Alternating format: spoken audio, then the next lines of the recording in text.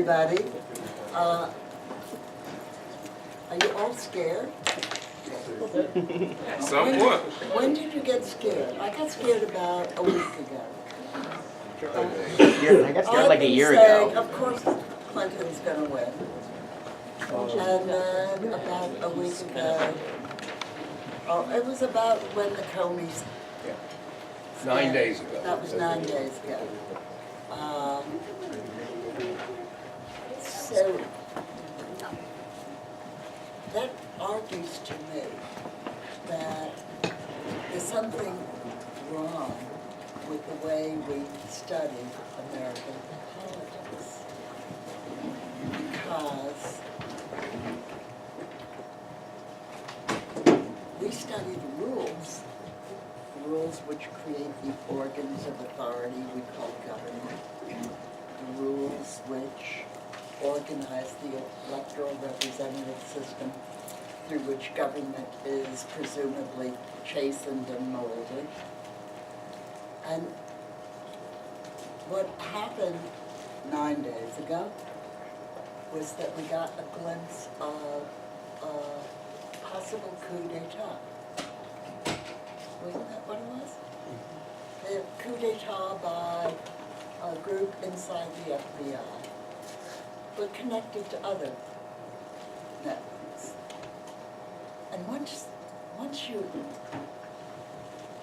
grapple with that, you should not bracket it, because that's what we usually do. There was another coup d'etat in 2000 when the popular vote clearly elected Al Gore president. But even the Electoral College vote would... Oh, you can't hear me? No.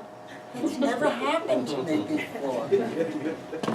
But even the Electoral College vote, if the Florida vote had been given, if the Supreme Court had allowed a recount, the Florida vote would have turned the Electoral College for Gore.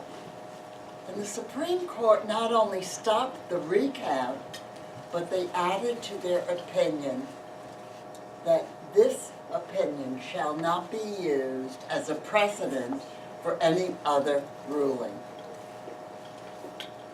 Well, you know, these are not the only instances.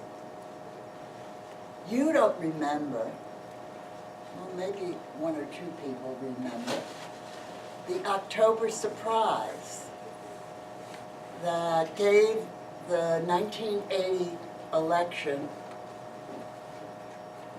is that right, to Ronald Reagan? Yeah. Yeah.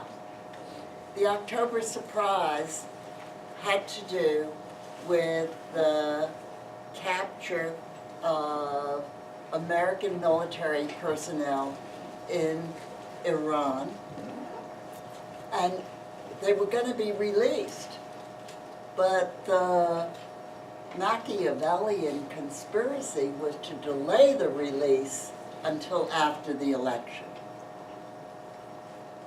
Well, and if you go further back, there are other elections in which the FBI played a role. And so what does that tell us? We can't bracket every one of these events. If you bracket them all, you're being foolish. And yet, in the sort of run-of-the-mill, everyday way of things, of conversations, if you start talking about them, Phil is going to call me a conspiracy theorist. Doubt it. But we can't call them conspiracy theories. We have to understand them as part of American politics. So tonight, I still think Hillary has a good chance of winning. I don't know if the Democrats will take the Senate. But what we have to grapple with is that in the complicated outcome, the complicated forces and events that produce the outcome, there also are the machinations that we don't easily see, but we have to try to understand them. because the rules don't work, or they don't work all the way. That's not to say they don't work part of the way, of course they do. But even the rules are twisted. You know, some of you may have friends, you're political scientists, so most of you are, so it's not you, but you may have friends who don't believe in electoral politics. And we know they're wrong because, after all, we're all sitting here scared about what's going to happen tonight. So electoral politics must be consequential, even if it doesn't work exactly the way it's supposed to work. But it does work part of the way, and that's why people believe in it. I think it's probably the most compelling idea of the last couple of 100 years, the idea that the people can elect those who have authority over the organs of the state. What a vast, compelling idea. But that idea is very threatening. It always has been very, very threatening to those who have other concentrations of resources, mainly property, but also inherited status. And therefore, the arrangements through which the people elect the organs of state are always twisted, and they have been from the outset. They're twisted by the Constitution of the United States. They're twisted by the conduct of elections. They're twisted by the voter ID laws that are now being passed by the states to cope with the changing demographics and therefore political leanings of the electorate. And they're twisted by commonplace things like the long lines. You think those long lines are not thought about, are not planned? Well, sometimes they're not planned, but sometimes they are. Often they are. So I think the challenge to those who study American politics, or maybe politics everywhere, is to study the underside, to study the aspects of politics that make us uncomfortable because it's harder to study them. They're not in the polling results. They're not in the electoral results. We have to go look for them. We have to dig for them. But we have to find out how the system actually works. Now, especially now, because it's an election in which a lot of American citizens feel that the world is turning on them, is changing all around them. Some of them just because of the inequalities, others because their culture is escaping what they feel is, the culture is escaping them. And it is escaping them. It is escaping a lot of older people. And so we have movements like the Sanders movement, movements like the Trump movement, and they have surfaced in American electoral politics in a very dramatic way. We're going to see some of the results of that tonight, but only some of the results. So as we watch the results, we have to remember, we only see some of what is happening. Only some of it is recorded in the electoral statistics that so many American political scientists fasten onto because, after all, they're numbers, and we know how to deal with numbers.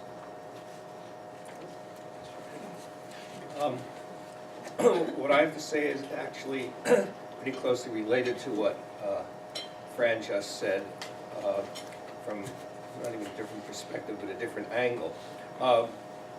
the way the system Fran has been talking about is one that I've called representative oligarchy. That is to say, there are two forces in we call the Democratic Republic, one of which representative one favors inclusion of more and more people. The oligarchical one is always for attempts to exclude people, to keep people from entering the polity, and it has been most recently expressed in what Fran was talking about, namely the financing by the American Legislative Exchange Council, or ALEC, as it's called, to reach every state government that's controlled by Republicans and get them to pass voter ID laws. And that was the first order of business in many states. And it could, Donald Trump has talked about the election being rigged, and it is. It's rigged. Where it's rigged to produce a win for Donald Trump.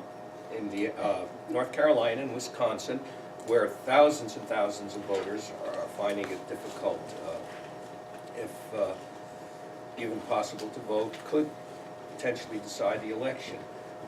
There's also the interesting case in Virginia, where a Democratic governor, by a stroke of the pen, erased the prohibition upon ex-felons voting. The Republican-controlled legislature promptly repassed it, but and the original law contains a provision that only individual cases can be, in effect, pardoned by the governor, and the governor, the Democrat, has been signing thousands of pieces of paper as fast as he can to re-enfranchise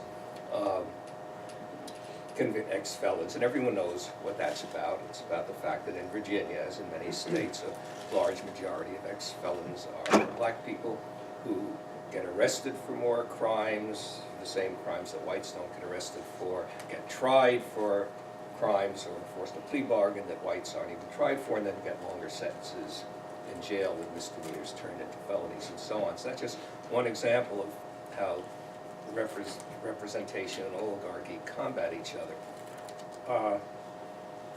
And we have to sort of not mock Trump for saying the election is rigged, right?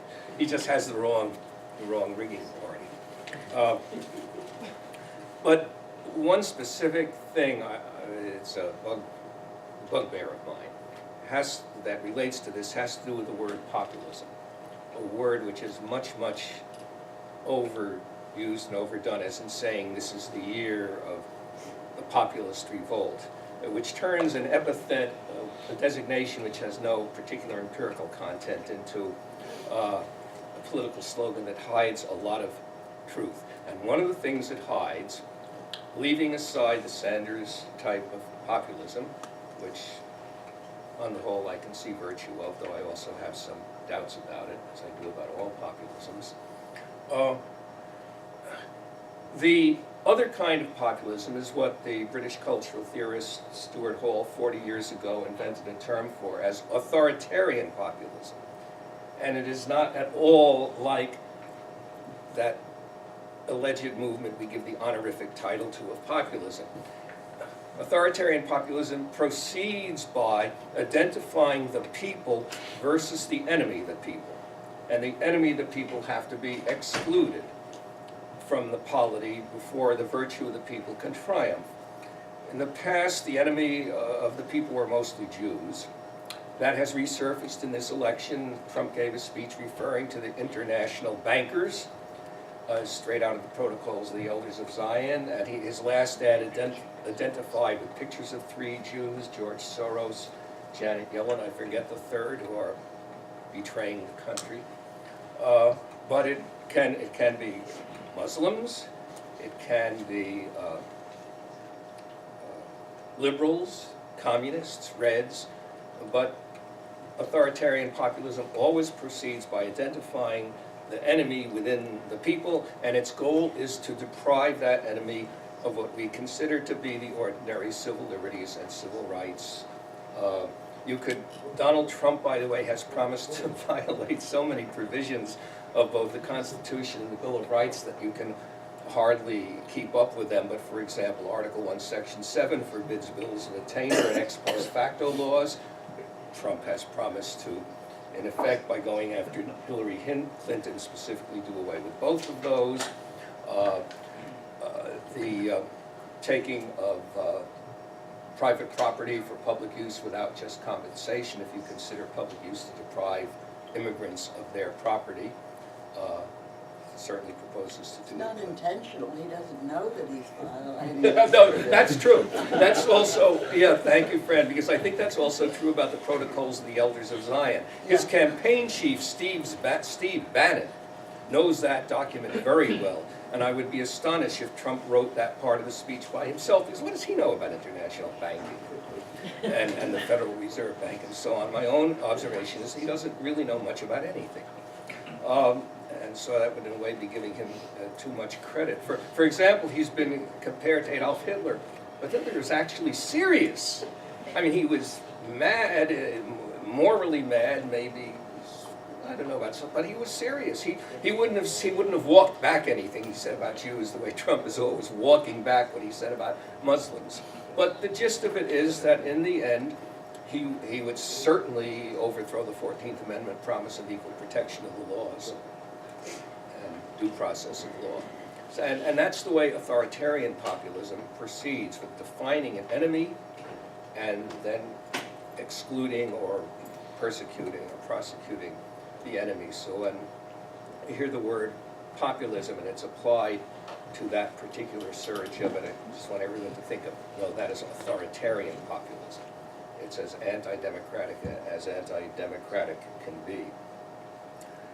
And the last thing I think I want to say has to do with this is I'm on the editorial board of The Nation, and we had a discussion about this actually just a week or two ago with a person I cannot identify because it was confidential, but let's just say he's the former leader of a major political party, a left-of-center leader of a major political party in an English-speaking nation.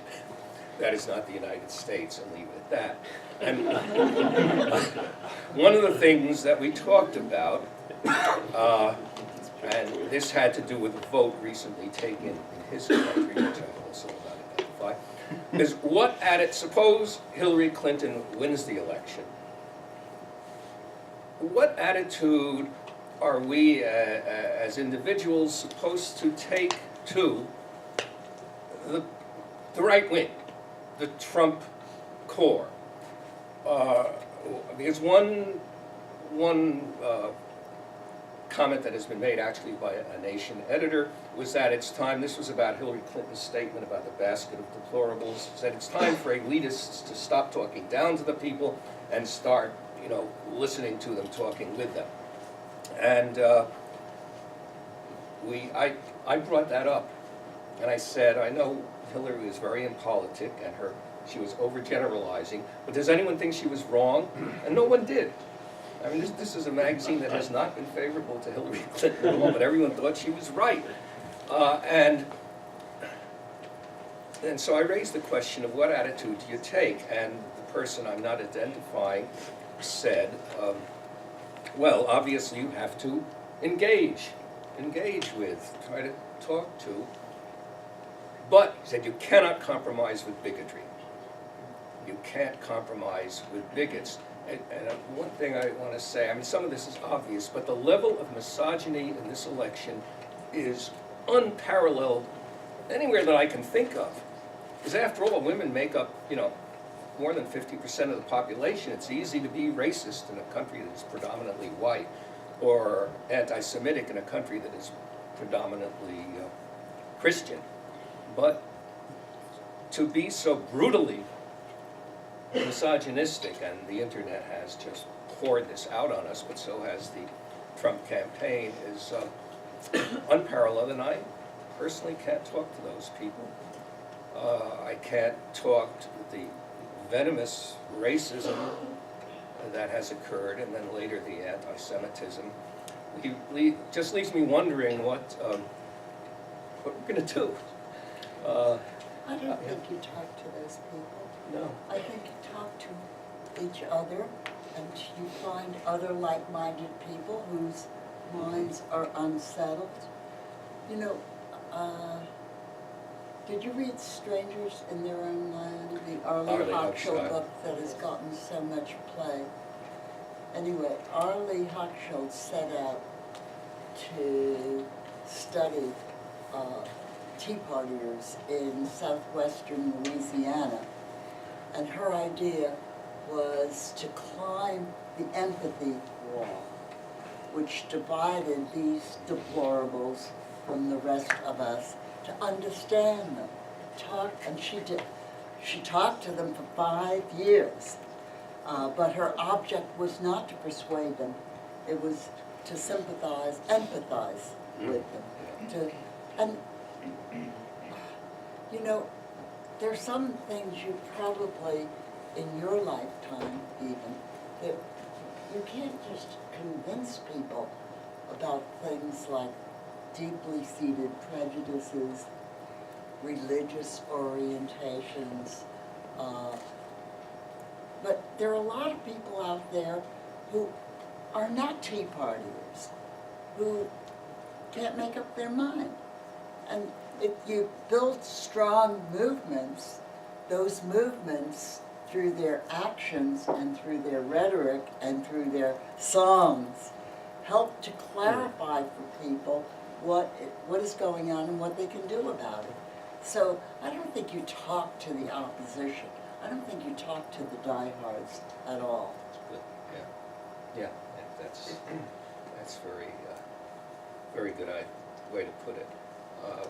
The whole, actually, I have a wonderful story about this, which I will, it's a story about Smith College students, so Allison will appreciate it.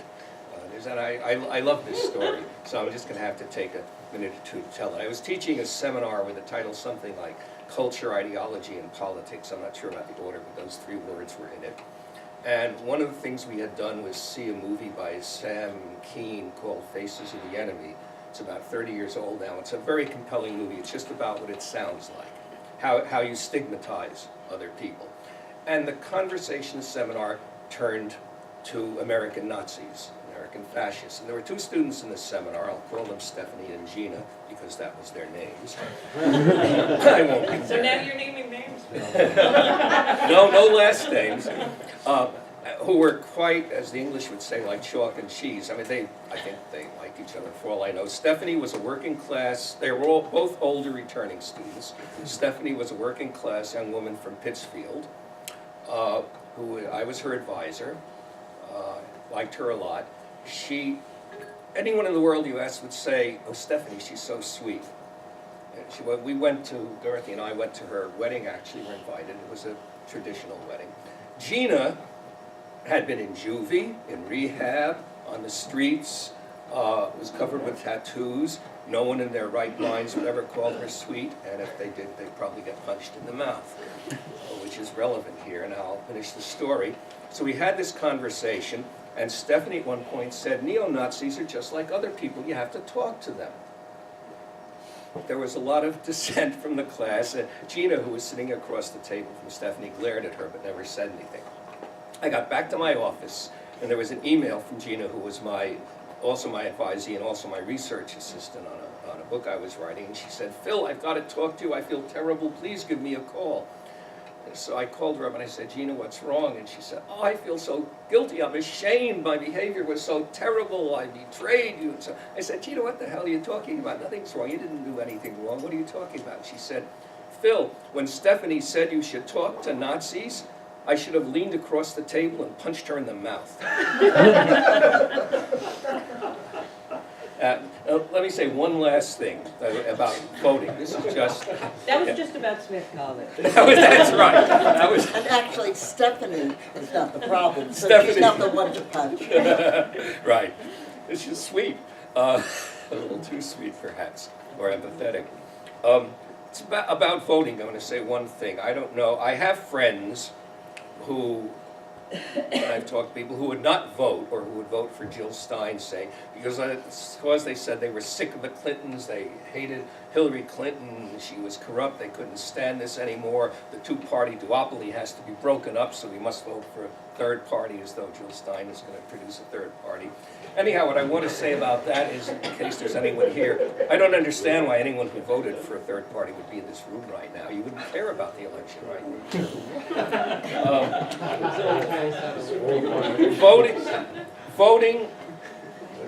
Voting in an election which determines who is going to govern the area you are voting in is not about how you feel personally.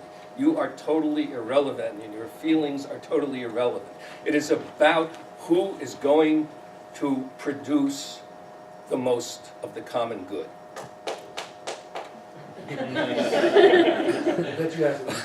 Okay, I'll stop there. All right, that's a very good way to stop, because I think all these people who preach against voting for the lesser evil, for example, and therefore they're going to vote for Jill Stein because they don't know anything about her, so they're treating voting as a form of self-display. Yes. And they want to display themselves as virtuous and moral creatures. Well, this is not the time or the place to do that. You know, do it on Easter Sunday when you put on your So, should we find out what's happening? Yes. Let me conclude with one quote from Noam Chomsky, though. The thing about the lesser evil, it's that it's less evil. Yeah, what's happening? Chomsky did say we should like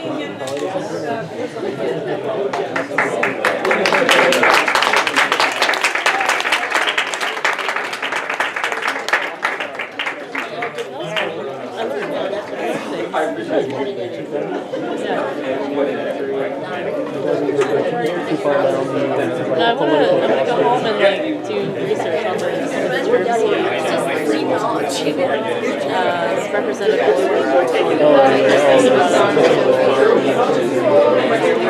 Definitely that. Oh, really? Okay. Oh, I'm gonna listen to Virginia's